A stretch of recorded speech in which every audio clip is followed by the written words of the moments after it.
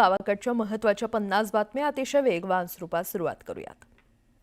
मनोज जरांगे यांच्या आंदोलनाला आणखी एका दिवसाची परवानगी देण्यात आली आहे आणि त्यामुळे आजही आझाद मैदानात जरांगे यांचे आंदोलन सुरू राहणार आहे। जोपर्यंत आरक्षण मिळणार नाही तोपर्यंत आंदोलन सुरूच ठेवण्याचा निर्धार जरांगे यांनी केलाय।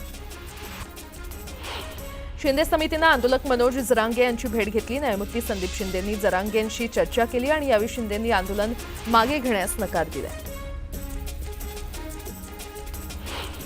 न्यायमूर्ती शिंदेंनी मिळालेल्या नोंदीची माहिती आंदोलक जरांगेंना दिली आहे। 2,39,000 नोंदी मान्य केल्याची माहिती न्यायमूर्ती शिंदेंनी जरांगेंना दिली, तर मराठवाड्यामध्ये 47,000 नोंदी मिळाल्याची माहिती शिंदे समितीने दिली आहे।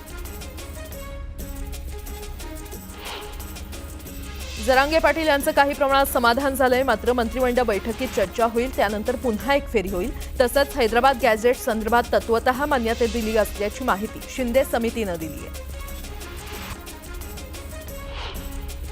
जरांगे यांच्या भेटीनंतर शिंदे समितीनं मंत्री राधाकृष्ण विखे पाटलांची भेट घेतली। मराठा आरक्षण उपसमितीची बैठक संपल्यावर विखे पाटील हे मुख्यमंत्र्यांची भेट घेणार असल्याची सूत्रांकडून माहिती मिळाली। ओबीसीमध्ये 350 जाती कशा घातल्या असा सवाल मनोज जरांगे यांनी शिंदे समितीला केलाय, तर मराठा कुणबी एकच आहेत, 58 लाख नोंदींचा आधार घ्या असंही जरांगे म्हटलंय। मराठा समाजाला कुणबी घोषित केल्याशिवाय मागे हटणार नसल्याचं जरांगे यांनी शिंदे समितीसोबत बोलताना म्हटलं, तर आम्हाला 6 महिन्यांचा वेळ लागणार असल्याचं शिंदे समितीनं जरांगेंना उत्तर दिलं। पुढच्या शनिवारी रविवारी एकही मराठा घरी दिसणार नाही, तुमच्या हातात 6 ते 7 दिवस असल्याचं जरांगे यांनी शिंदे समितीला म्हटलंय। आदेशाची अंमलबजावणी झाल्याशिवाय मागे हटणार नसल्याचं जरांगे यांनी म्हटलंय। आजपासून प्रमाणपत्र वाटपाला सुरुवात करण्याची मागणी जरांगे यांनी केली आहे। सातारा हैदराबाद गॅजेटियरनुसार प्रमाणपत्र देण्याची मागणी जरांगे यांनी शिंदे समितीला केली आहे। बॉम्बे आणि औंध गॅजेटियरला वेळ देण्यास तयार असल्याचं जरांगेंनी म्हटलंय, तर हैदराबाद आणि सातारा गॅजेटियर लागू करण्यासाठी वेळ देणार नसल्याचा निर्धार जरांगे यांनी बोलून दाखवलाय।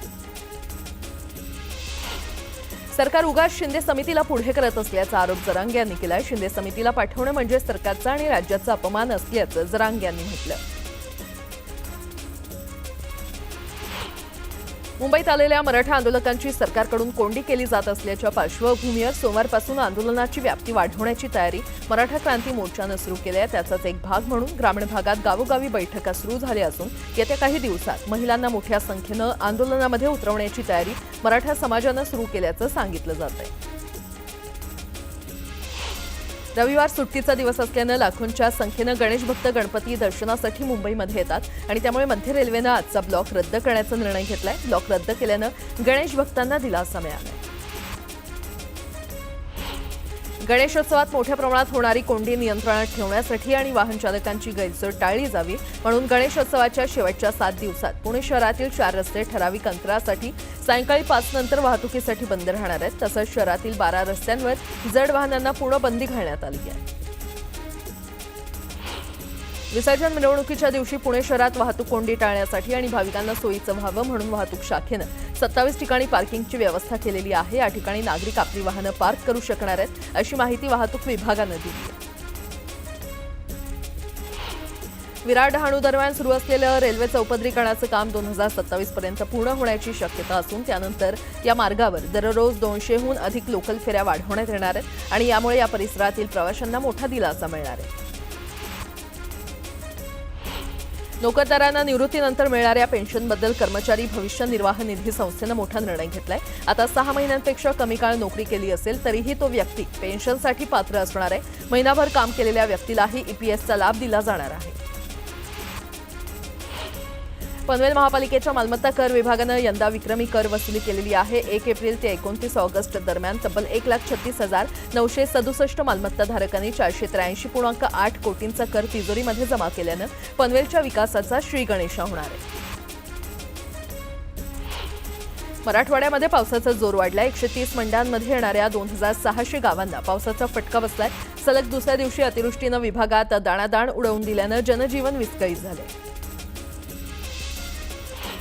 इयत्ता 11वीच्या प्रवेश प्रक्रियेमध्ये सध्या सर्वांसाठी खुली प्रवेश फेरी सुरू आहे आणि या फेरी अंतर्गत निवड झालेल्या विद्यार्थ्यांना प्रवेशासाठी आता मंगळवारपर्यंत मुदतवाढ देण्यात आली आहे, अशी माहिती माध्यमिक आणि उच्च माध्यमिक शिक्षण खात्यानं दिली आहे. विरार इमारत दुर्घटनेप्रकरणी 5 जणांना अटक करण्यात आली आहे. या सर्वांना वसई सत्र न्यायालयामध्ये हजर केलं असता 6 दिवसांची पोलीस कोठडी सुनावण्यात आली आहे. अंबरनाथ पूर्वेच्या एका इमारतीमध्ये भीषण आग लागली. गॅलरीमध्ये ठेवलेल्या वॉशिंग मशीनला आग लागल्याची प्राथमिक माहिती आहे. आग लागल्यानंतर तात्काळ या इमारतीमधील रहिवाशांना सुखरूप बाहेर काढण्यात आलं आणि त्यामुळे मोठी जीवितहानी टळली. कापूस आणि सोयाबीनला योग्य हमीभाव मिळाला पाहिजे. शेतकऱ्यांच्या प्रश्नावर सर्वांनी एकत्र यायला हवं. शेतकऱ्याला भाव मिळाला तर आम्ही आरक्षणही देऊ, असं वक्तव्य शेतकरी शेतमजूर हक्क यात्रेमध्ये बच्चू कडू यांनी केलं. महायुतीमध्ये मिठाचा खडा टाकण्याचा प्रयत्न कुणी करू नये, अशा शब्दात मंत्री भरत गोगावले यांनी राज ठाकरे यांना प्रत्युत्तर दिलंय.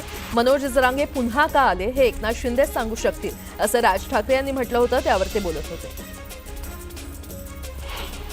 ठाण्याच्या सीकेपी हॉलमध्ये मनसे पदाधिकाऱ्यांच्या बैठकीचं आयोजन करण्यात आलं होतं. यावेळी राज ठाकरेंनी पदाधिकाऱ्यांना मार्गदर्शन केलं. मराठा आरक्षण आणि पालिका निवडणुकीच्या पार्श्वभूमीवर बैठकीला महत्त्व प्राप्त आहे. जळगावच्या बेटावत गावाला प्रकाश आंबेडकरांनी भेट दिली. यावेळी प्रकाश आंबेडकरांनी सुलेमान पठाणच्या कुटुंबाची भेट घेऊन सांत्वन केलं. दरम्यान सुलेमान पठाणच्या हत्येची चौकशी करण्याची मागणी देखील त्यांनी केली आहे. उल्हासनगरच्या शिवसेनेच्या शाखा कार्यालयातून उद्धव ठाकरे आणि आदित्य ठाकरेंचे फोटो उतरवण्यात आलेत. शिंदेंच्या पदाधिकाऱ्यांनी फोटो उतरवत शाखा कार्यालय ताब्यात घेतलं.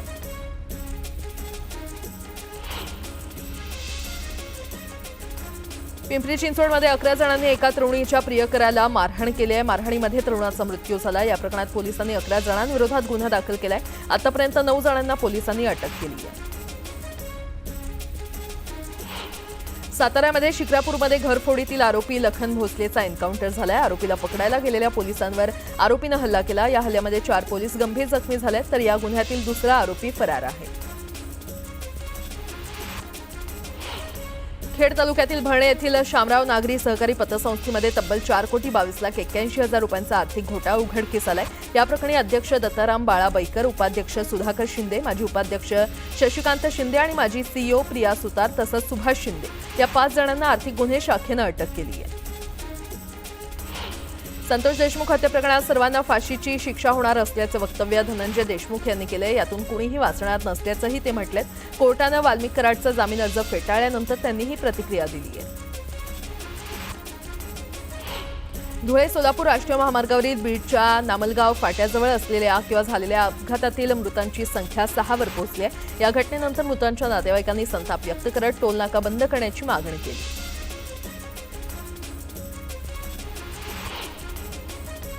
यासोबतच इतरही काही महत्त्वाच्या बातम्या आपण पाहणार आहोत. तुर्तास एक छोटासा ब्रेक घेऊन लगेचच परत येतोय. पाहत रहा न्यूज 18 लोकमत.